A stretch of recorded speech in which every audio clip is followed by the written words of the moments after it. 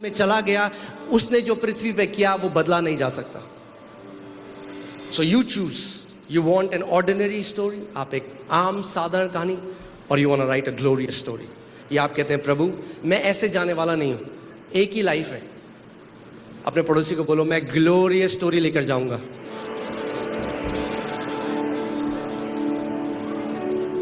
आमीन।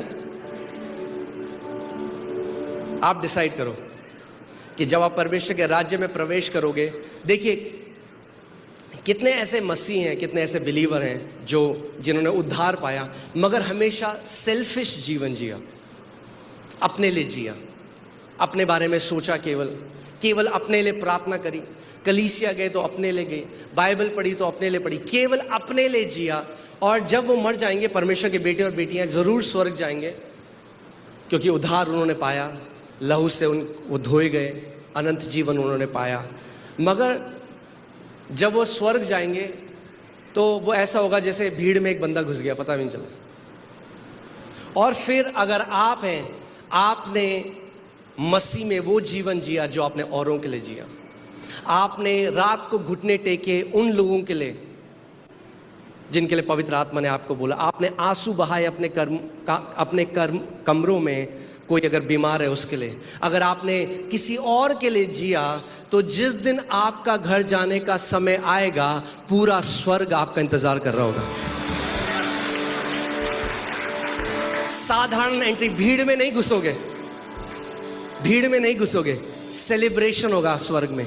स्वर्ग को पता होगा एक ऐसा बेटा आज घर आ रहा है जिसने प्रभु यीशु मसीह के लिए महान कामों को किया है।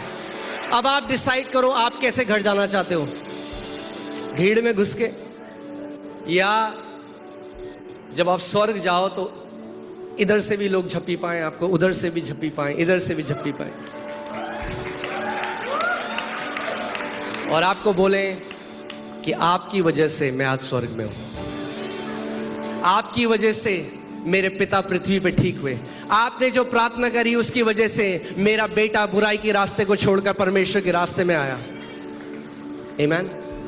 क्योंकि याद रखो वो दिन आ रहा है जब परमेश्वर ओपनली रिवॉर्ड देगा उन लोगों को जिन्होंने बंद कमरों में उसके लिए जिया है। कुछ भी चीज छुपी नहीं रहेगी, बाइबल बताती है। Jesus said there is nothing that shall be hidden, कुछ भी छुपा नहीं रहेगा, हर एक चीज रिवील होगी, हर एक चीज ओपन करी जाएगी। जहां आपने जो जीवन जिया औरों के लिए, एक दिन ऐसा आता है जब आपका स्वर्गीय पिता पूरे ब्रह्मांड के सामने आपको रिवॉर्ड देगा, आपको पुरस्कार देगा। आमीन। मैं जब बाइबल में एक दिन पढ़ रहा था और पवित्र आत्मा ने मेरे ध्यान को एक जगह फोकस किया कि स्टीफन, जो बाइबल बताती है, स्टीफन एक वो व्यक्ति था जो अपोस्टल की तरह नहीं बुलाया गया, जिसको चुना गया टेबल में वेटर की तरह सेवा करने के लिए। जैसे आप लोग सेवा करते हैं यहाँ पे, तो एक सेवा वो करता था। 7 लोग जो चुने गए और वो सेवा करता, रोटियां देता होगा लोगों को, खाना देता होगा। और उस समय में बाइबल बताती है कि वो आत्मा से भरा हुआ था, परमेश्वर की बुद्धि और ज्ञान से भरा हुआ था, और उसका चेहरा ऐसे चमकता था जैसे कोई स्वर्गदूत हो। और जब वो प्रभु यीशु मसीह की गवाही दे रहा था तो उसको पत्थर मार के मार दिया वहां के यहूदियों ने। और हमेशा जब आप बाइबल बताती है कि मसीह पिता के दाहिने हाथ में बैठा है, मगर जब स्तिफनुस को पत्थर मार रहे थे तो स्तिफनुस कहता है उसने स्वर्ग खुला हुआ देखा और उसने पिता और पुत्र को खड़े हुए देखा स्वर्ग में, उसको रिसीव करने के लिए। सोचो आप ऐसा जीवन जी सकते हो कि वो ब्रह्मांड को बनाने वाला परमेश्वर भी अपने सिंहासन से खड़ा हो जाए जब आप आने वाले हो। आमीन। आप सोच सकते हो कोई स्वर्गदूत नहीं उसका वेलकम किया, पिता और पुत्र ने किया, पिता अपने सिंहासन से खड़ा हो गया। आमीन।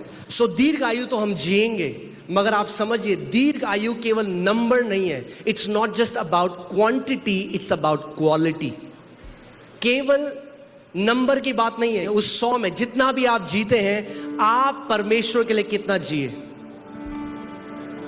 वो बहुत मायने रखता है। आमीन। क्योंकि अगर आप परमेश्वर के लिए जीते हैं तो वो एक ऐसी लाइफ है जिसकी वैल्यू है, इटर्निटी में, अनंत में उसकी वैल्यू है। यहां पे आते हैं।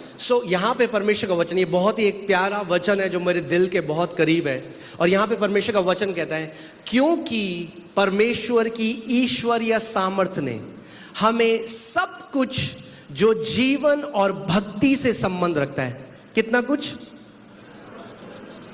इंग्लिश बाइबल कहती है ऑल।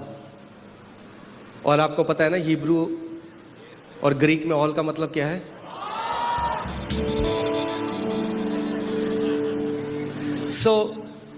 हमें उसी की पहचान के द्वारा, ये जो इंग्लिश बाइबल में शब्द पहचान है, ये शब्द है नॉलेज, यानी ज्ञान। यानी परमेश्वर ने हमारे लिए सब कुछ कर दिया है, मगर तभी हमारे जीवन में हम उसको ग्रहण कर सकते हैं जब हमें उसका ज्ञान होगा कि परमेश्वर ने क्या किया है। आमीन। जैसे समझिए, सरकार ने हमारी एक नई योजना निकाली। अगर आप एक बिजनेस शुरू करने वाले हैं, एक नई योजना निकाली कि 10 लाख सरकार आपको देगी, मगर अगर आपको उसका ज्ञान ही नहीं है तो आप उसको क्या करेंगे? वो जो आपके लिए है आप उसको एक्सेस नहीं कर सकते, क्योंकि आपको उसका ज्ञान नहीं है। इसीलिए परमेश्वर कहता है, मेरी प्रजा मेरे ज्ञान ना होने के कारण क्या हो गई है? नाश हो गई है। यानी परमेश्वर की प्रजा इसीलिए नाश नहीं होती कि परमेश्वर की इच्छा है वो नाश हो जाए। इसीलिए नाश नहीं होती कि शैतान बहुत ही सामर्थी है। किस लिए नाश होती है?